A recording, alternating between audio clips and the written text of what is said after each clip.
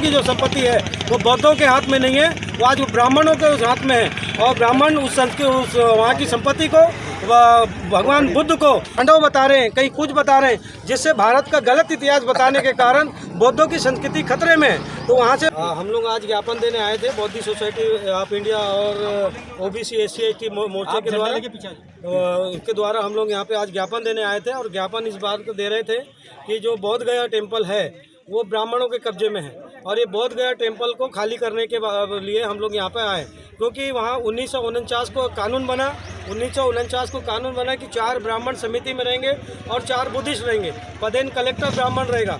लेकिन जब कानून बनने के बाद 1950 को देश में कानून लागू हुआ तो जो 49 वाला था कानून वो रद्द हो जाना था, ऑटोमेटिक रद्द हो जाना था, लेकिन वो आज तक चलते रहा। जिसका कारण यह है कि आज बौद्धों की जो संपत्ति है वो बौद्धों के हाथ में नहीं है, वो आज ब्राह्मणों के हाथ में है। और ब्राह्मण उस वहाँ की संपत्ति को भगवान बुद्ध को वो पांडव बता रहे हैं, कहीं कुछ बता रहे हैं, जिससे भारत का गलत इतिहास बताने के कारण बौद्धों की संस्कृति खतरे में है। तो वहाँ से ब्राह्मणों को मुक्त कराने के लिए आज हम लोगों ने ज्ञापन दिए।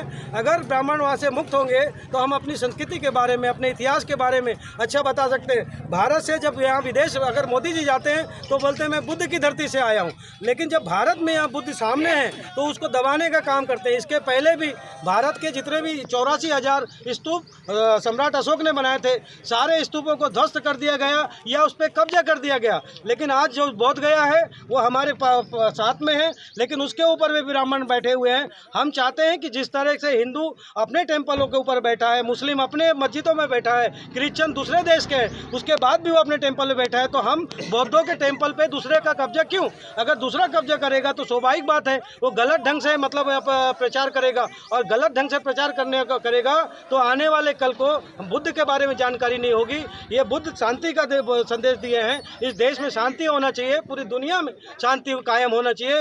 लेकिन आज यहाँ पे युद्ध का दौर चल रहा है, यहाँ पे असमानताओं का दौर चल रहा है। हम चाहते हैं कि अगर जब तक बोध गया का वहाँ पे ब्राह्मण खाली मुक्त नहीं होगा हम आंदोलन करते रहेंगे।